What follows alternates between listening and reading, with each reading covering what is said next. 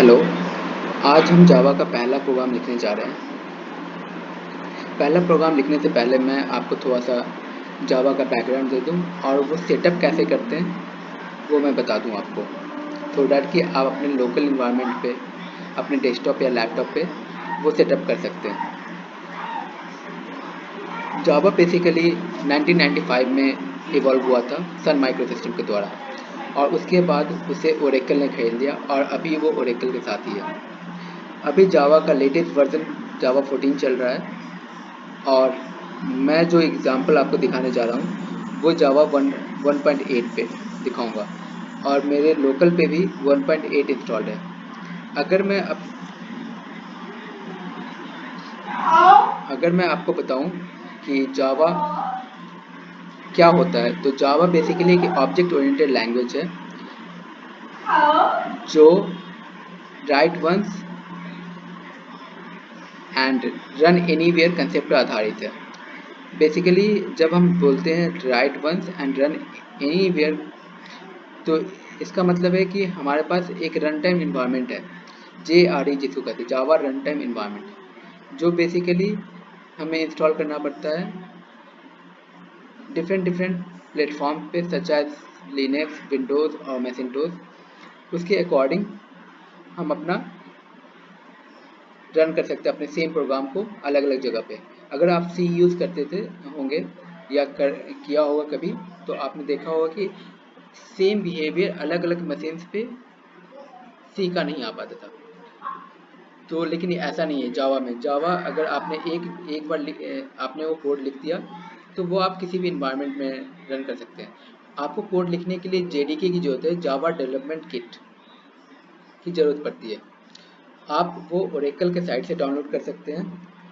अब पहले मैं ये आपको बता दूं कि ऑब्जेक्ट क्या होता है और क्लास क्या होता है, जबकि मैं बहुत देर से आपको ऑब्जेक्ट एंड क्लासेस के बारे में बोल रहा था। बेसिकली क्लास एक जेनरिक वर्ड है जो अगर मैं प्रैक्टिकल वर्ड से जोड़ के देखूं तो क्लास रिवर है।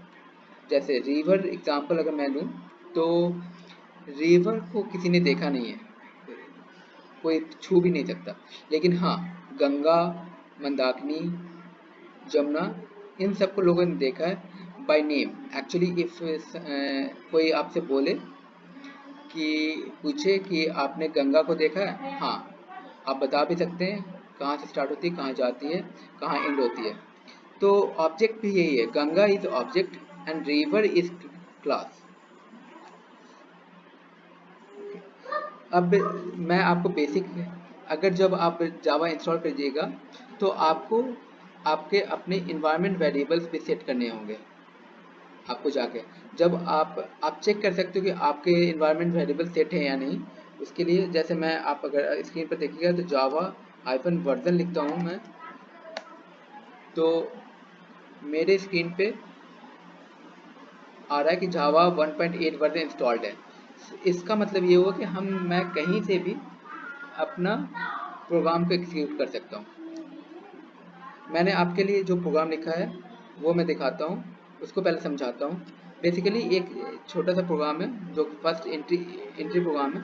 इसमें मैंने पैकेज का यूज़ किया है, क्लास का यूज़ किया है, पब्लिक, स्टैटिक, वाइड और ये कुछ चीज़ें।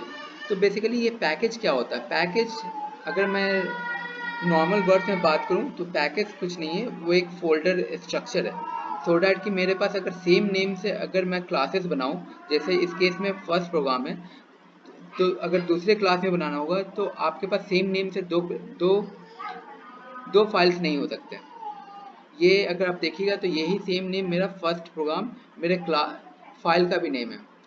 तो ऐसा आप कर भी सकते हैं, आप अलग प्रोग्राम का नाम भी रख सकते हैं। ये आपको जावा रिस्ट्रिक्ट नहीं करता है कि आप अलग प्रोग्राम का नाम नहीं रख सकते। आप फाइल का नेम अलग और जावा क्लास का नेम अलग रख सकते हैं और वो इजीली कंपाइल होगा। लेकिन अगर कंपाइल करने के बाद आपको सेम जो क्लास है, जैसे इस केस में अगर मैं अपने क्लास का फाइल का नाम फर्स्ट प्रोग्राम 1 कर दूं और मैं अपने क्लास का नाम फर्स्ट प्रोग्राम को, तो मुझे कंपाइल के टाइम पे कंपाइल करके जावा को रन करवाने के लिए मुझे ये क्लास का नाम ही फर्स्ट प्रोग्राम ही देना होगा, ना कि फाइल का नाम देना होगा। अब मैं जैसे ही ये जैसे मैंने ये अपनी ये फोल्डर स्ट्रक्चर दिखाता हूँ कि मेरे बैकएंड पे कैसे ये फोल्डर स्ट्रक्चर रखा हुआ है। और मैं दिखाऊँ कि ये मेरा सी टाइप में program folder ID common program ये मैंने बना रखा था। ये मेरी क्लास फाइल बन जाती है। ये क्लास फाइल कैसे बनती है ये मैं बताता हूँ आपको। मैंने अपना कमांड प्रॉम्प्ट खोला हुआ है, यहाँ मैं इसको कॉपी कर लूँगा, इसी पाथ पे जा सकता हूँ मैं cd। अब मैं क्या करूँगा, जावा सी फर्स्ट प्रोग्राम जावा सी बेसिकली हम लोग कंपाइल कर रहे हैं अपने जावा प्रोग्राम को। अब ये कंपाइल होगा। अब मैं जो कि डिलीट कर रखा था मैंने, अब मैं वहाँ जाऊँगा तो देखूँगा हाँ मेरा प्रोग्राम कंपाइल हो गया, एक क्लास फाइल बन चुकी है। अब ये क्लास फाइल इजीली हम कहीं भी यूज़ कर सकते हैं। हम कहीं भी यूज़ कर सकते हैं। अब मैं आपको जैसे मैं बताऊं, अगर मैं इसको फिर से मैं रन करने की कोशिश करूं जावा, तो ये रन नहीं होगा। यहाँ पर मुझे एक एरर दिया इसने, कुड नॉट फाइंड और load main class first program. Because ये रीज़न क्या है इसका, क्योंकि ये इस पाथ पे उसको नहीं मिला। कुड नॉट फाइंड और load main class first program. Reason क्या है, उसको मेन मेथड जो हमने देखा अपने यहाँ पर, ये उसको नहीं मिल पाया क्योंकि ये कॉम डॉट प्रोग्राम के अंदर है। तो हमें वो पैकेज को यहाँ पर क्लास पाथ का कंसेप्ट आता है, यानी उस क्लास पे जाके क्लास पाथ पे जाके मुझे इसको रन करना पड़ेगा। तो हमें बेसिकली क्या करना होगा कि अब हम जैसे ही जाएंगे वहाँ पर हम क्लास पाथ का रन करेंगे।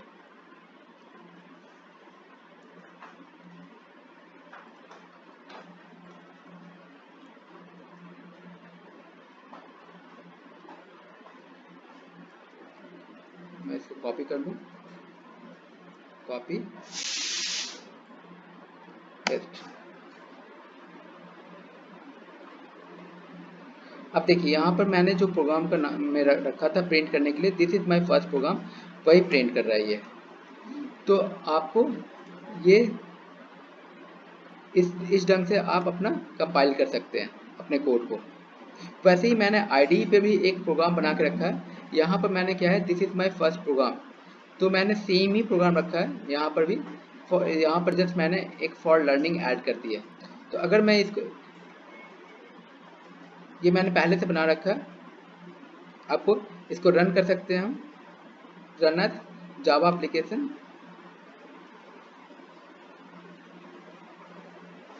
ये अब मैं इसका एक फोल्डर स्ट्रक्चर दिखाता हूँ। जब मैं दिखाऊंगा आपको, तो यहाँ पर मेरी अलग से एक सोर्स क्लास है, जिस सोर्स क्लास में मेरे पास ये पैकेज है जो मैंने बताया था आपको कि जो पैकेज का नाम होता है वो एग्जैक्टली एक फोल्डर होता है। फोल्डर बन गया, एक फर्स्ट प्रोग्राम नाम से मेरा जावा जावा फाइल बन गई है। अब मैं इसको ओपन करके दिखाऊं तो वही सेम जो मैंने आईडी पे दिखाया था वही सेम यहाँ दिख रहा है। उसके बाद मेरी जब ये कंपाइल होती है, क्योंकि आईडी हमें सपोर्ट करता है, तो वो जब भी हम रन करते हैं तो वो क्लास फाइल बाय डिफ़ॉल्ट एक बिन डायरेक्टरी में वो बना के डाल देता है। बेसिकली आप यहाँ से बिल्ड ऑटोमेटिक कर सकते हैं, जिसका कि आप बना के डाल सकते हो। अब ये प्रोग्राम बैकएंड पर चला कैसे वो, तो बेसिकली अगर हम जब इंस्टॉलेशन करते हैं तो हमारा JRE के अंदर जो मैंने बताया जावा रन टाइम एनवायरनमेंट, उसके अंदर हमारे पास rt.jar होता है, रन टाइम डॉट जार। ये मेन जार है जो हेल्प करता है हमें अपना प्रोग्राम को रन करने के लिए। तो बेसिकली जब भी हम क्लास लोड करते हैं अपना, तो पहले वो सबसे पहले क्लास लोडिंग का जो काम है वो rt.jar से स्टार्ट होता है, बूट स्ट्रैपिंग से। वो सर्च करता है और वो सर्च क्या करेगा, वो सर्च करेगा सबसे पहले कि कहाँ पर हमारा मेन मेथड है, क्योंकि यहीं से हमारी प्रोग्राम स्टार्ट होती है। तो आज के लिए हमारा इतना ही रहेगा। फिर सेकंड क्लास में मैं आपको इसके इंटरनल और लॉजिक बताऊंगा, जो कि आपको कैसे क्लास लोडिंग, बूट स्ट्रैपिंग होता है, और कैसे ये वन बाय वन, जब हमारे पास बेसिकली जो कंसेप्ट हमारा उप्स का होता है, जो मैंने बताया था कि ऑब्जेक्ट ओरिएंटेड प्रोग्रामिंग है, उसमें 4 उसके पिलर्स होते हैं। आप उसको याद कर सकते हो सिंपली सिंपली आप ए पाई के नाम से, ए पाई, और मैं बोलूँ APIE, A pi, A is for abstraction, P is for polymorphism, I for inheritance, E for encapsulation। ये सब हम डिफाइन करेंगे और इनका हम बेसिकली डिटेल में देखेंगे कि ये इनका मतलब क्या होता है आगे वाले लेक्चर्स में। सो अभी के लिए थैंक यू।